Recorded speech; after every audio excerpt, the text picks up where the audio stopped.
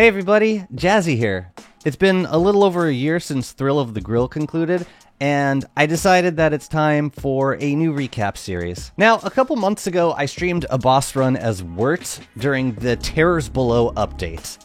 And I'm glad that I got the chance to show viewers how I start new worlds with my absolute favorite character of all time. After I finished the run, I held on to it for potential building streams, but lately I've been using it to check out the new beta content. Much of the content introduced this year is geared towards the new rifts, so it made sense to have a world in the beta that I could revisit when updates add new content to the late game. So my goal here is to start the yearly recaps and eventually catch up with my current progress.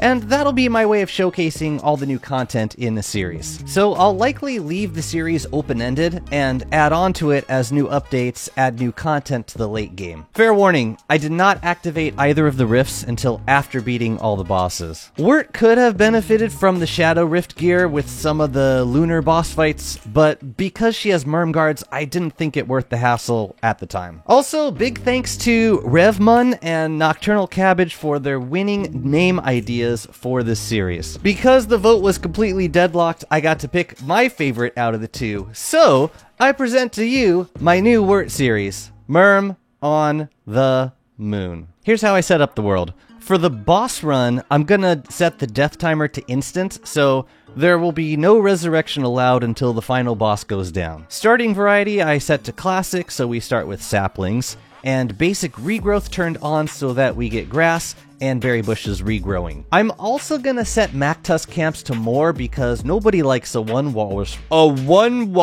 world. And I will also be using the epic health bar mod to see boss health. Let's get started. My first autumn goals are this: mostly tame a beefalo, find the lunar island, map out as much as possible, and make a short trip to the ruins. Wirt is definitely a slow and steady character. Her strongest perks get unlocked after a fair bit of grind. So, in terms of rushing bosses, she's not the best choice. But you'll see, by the time we reach spring with the crew of Myrmgards, there's not gonna be a whole lot in the world that can stand in our way. My newest strategy for rushing a beefalo is to make a bell as soon as possible. You need an alchemy station for the saddle, but you only need a science machine for the bell, so you can actually get started on taming a beefalo well before your first saddle. And about halfway through day one, I find the herd. Science machine down, beefalo bonded, first carrots are going in the mouth. Marguerite is born! I can shave the other two beefalo for the wool I need for the saddle. So Marguerite and Wirt are gonna have a very similar diet, but unless Wirt is starving, I'm gonna feed the beefalo practically everything for the first couple of days. She loses 300 hunger per day, but as long as there's any food in her belly, she's gaining domestication. But it turns out we don't need to feed her for too long. After hammering a couple of pig houses, I'm going to double back to the mosaic to grab 8 more gold, and on day 3, Marguerite is saddled, and now as long as I'm riding, she's getting tamed. By day 7, I've got quite a bit of the world mapped out, and I'm admiring the world gen. We've got the oasis about 2 screens away from the portal, separated by a small body of water. Anytime the oasis is not too remote from the main area, it is a godsend. But the oasis also gives very easy access to Dragonfly and the swamp, which are 2 biomes we will be visiting frequently. On day 9, I'm making a grass boat and investigating a lead on the lunar island. That is, 2 biomes with cut edges pointing towards the same general area in the ocean. Sure enough, the lunar island is there, and I'm able to loot the island with time to spare before full moon. Wirt has a lot of good reasons to locate the lunar island in autumn. First, you're gonna need kelp to build the royalty kit.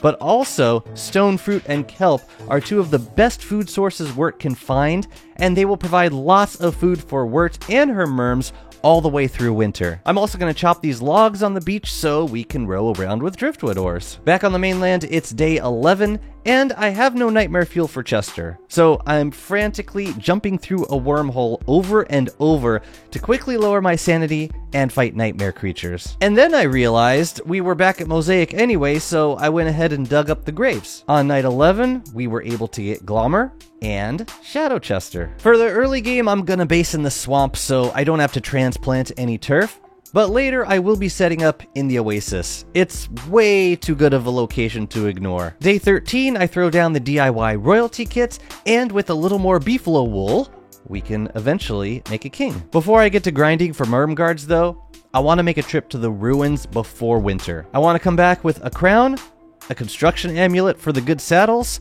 a star staff for the moonstone, and a decent map of the ruins for summer clearing. Day 15, I enter the ruins, grab some thulecite, a couple of green gems, a couple of yellow gems. I'm also trying to collect nightmare fuel. I just need to keep track of my beefalo's buck timer. I'm about halfway through taming, so the buck timer is probably somewhere around 2 minutes. So to be safe, I am remounting to reset that buck timer as often as possible. I didn't spot the completed station, so I'm gonna upgrade a broken station that doesn't have any clockworks nearby. I forgot to prototype a chest, so to keep the gems and thulecite off the ground, I'm gonna make another backpack. And this will give the added benefit of access to these items while mounted, so I can craft everything from atop the beefalo. I didn't get to a safe place on time for the nightmare phase, and because of the ruins layout, I got surrounded by a dozen nightmare creatures. So I started running out of the ruins, but I forgot the beefalo bell back at the station, which meant there was no way I was gonna put distance between me and the shadows. So I ran all the way out of the ruins, picking up dozens of nightmare creatures and shadow monkeys on the way. I was 90% sure this was the end of the run.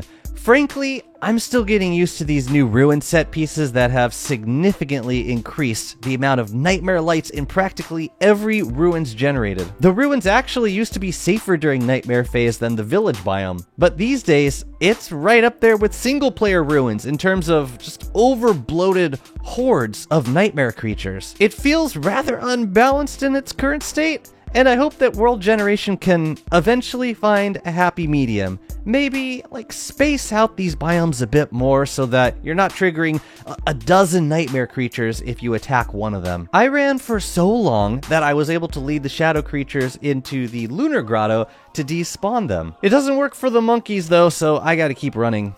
After half a day, the phase finally ends and I get to run all the way back to the ruins. I don't know how I survived, but that was embarrassing.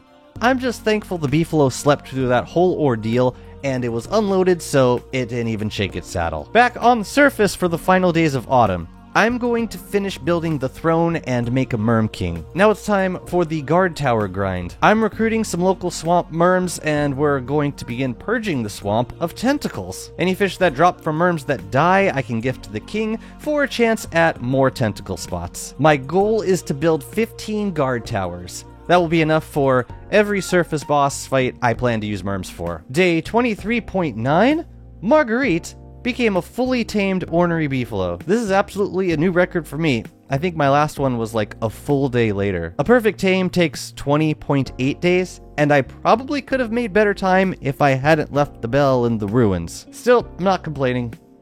Let's go fight Klaus. Beefalo were made for this fight, I'm telling you.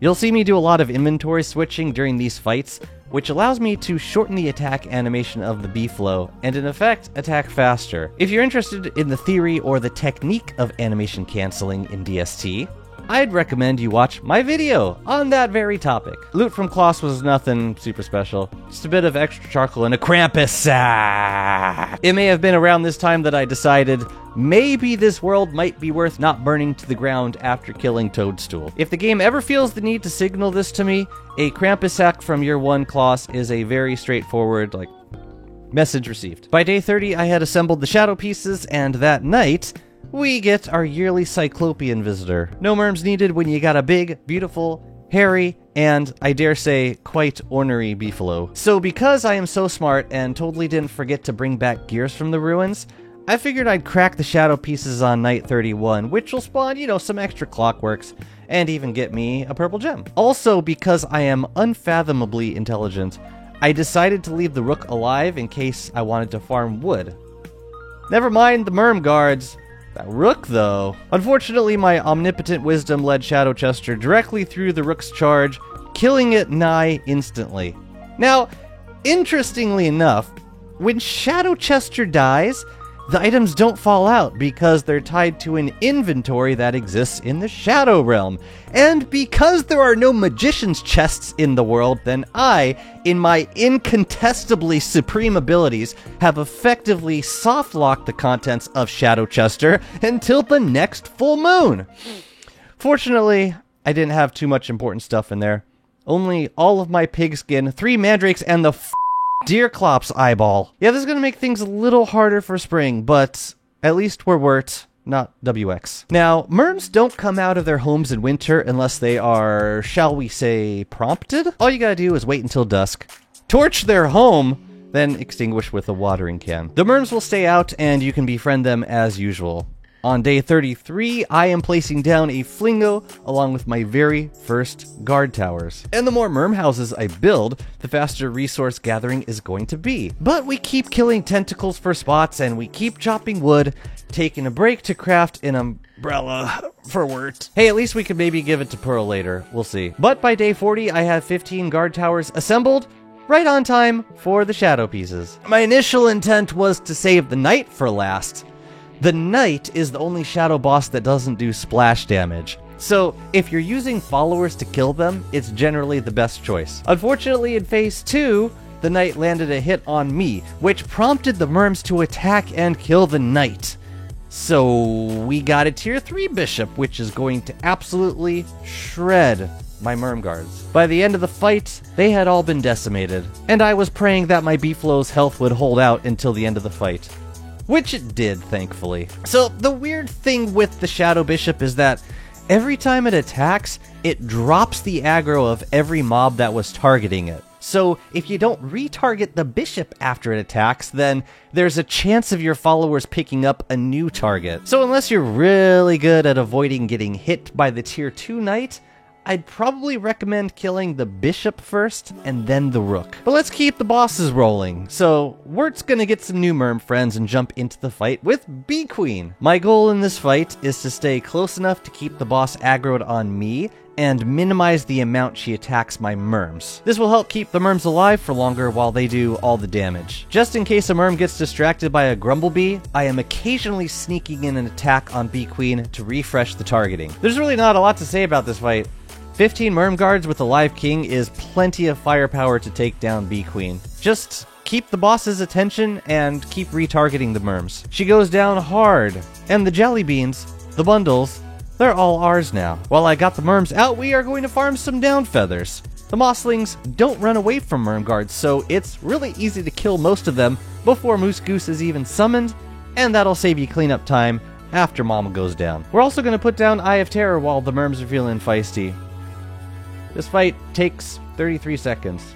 Who wants ice cream? Day 52. I'm using my green amulet to make the Gossamer Saddle! And this item alone is more than sufficient justification for making an early ruins trip with your Beefalo. It's also the only way to make a war saddle from killing a single Yucus, unless Santa can accurately predict your hopes and dreams. Last couple days in spring, I'm fighting Dragonfly with the merms.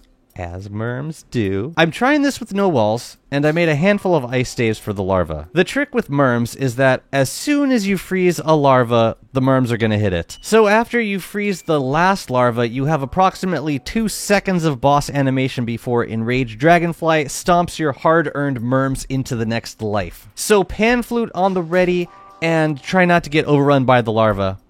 That's it. She dead. I got one more boss hit job for the merms this year, and that is Antlion. Soon as summer starts, I'm fishing up some goggles at the Oasis and then running over. I'm just gonna set the target and let the merms take care of this one. It's almost not fair how fast Antlion goes down. But then I remember my winter grind and I think, hey you deserve this. And now I must retire the merms for the summer. Dismissing them is quite easy. You simply take a live fish in your hands and you twist its head around while your loyalists bear witness to your war crimes. You can also force attack a merm if you need a quick fish for this purpose. And now it's time to clear the ruins. I love clearing with the Beefalo. A few blue caps and some decent kiting skills are really all we need. With the Glossamer saddle, it's easy to kite the bishop, which I'm doing to save a little bit of armor. The biggest threat to your Beefalo in the ruins is the rooks. They actually take tons of damage from the rook charge if they're not being ridden, so kill all the rooks while mounted and face tank any that spawn from broken clockworks. Ancient Guardian fight is an absolute dream on a Beefalo. You get speed, protection, and handheld light, which make this fight much less treacherous. You still need to watch out for the shadow tentacles, but with the extra speed, the threat is much less severe. Got some pretty decent loot from the chest. I will certainly use the Thulecite Club for Fuel Weaver. Anytime a rook gets near my station, I am protecting the station with my Beefalo's body. Nothing's worse than losing a repaired station after paying so much to fix it. It's honestly worth a couple bruises on the cow to keep it safe. After clearing the ruins, I'm making a deconstruction staff, another star staff, 2 Thulecite suits, and 3 crowns. Everything else I need for Fuel Weaver, I can make back on the surface. Now it's time to deconstruct the Mooncaller staff and go activate the archives. I'm not gonna grab all the blueprints here, just the one for the astral detector. The fountain we want is the one with the glass that looks like 2 stacked balls. Puzzle quest completed. I have a couple days of wildfires left on the surface, so I'm spending a little time in the red mush tree forest, grabbing the fossils for Fuel Weaver. I like using a trap to catch the stalagmite spiders. They actually reset automatically now, which makes it easier to catch multiple mobs with a single dropped trap. By day 69, the wildfires are over, so I'm back upstairs making my nightmare amulet, grabbing some cactus while the flowers are still blooming, and making the final preparations for Fuel Weaver. That's it for year 1. Next year we'll reset the ruins and finish up all the rest of the bosses. I hope you enjoyed the first of the series, and stick around for part 2, coming out very soon. Take care.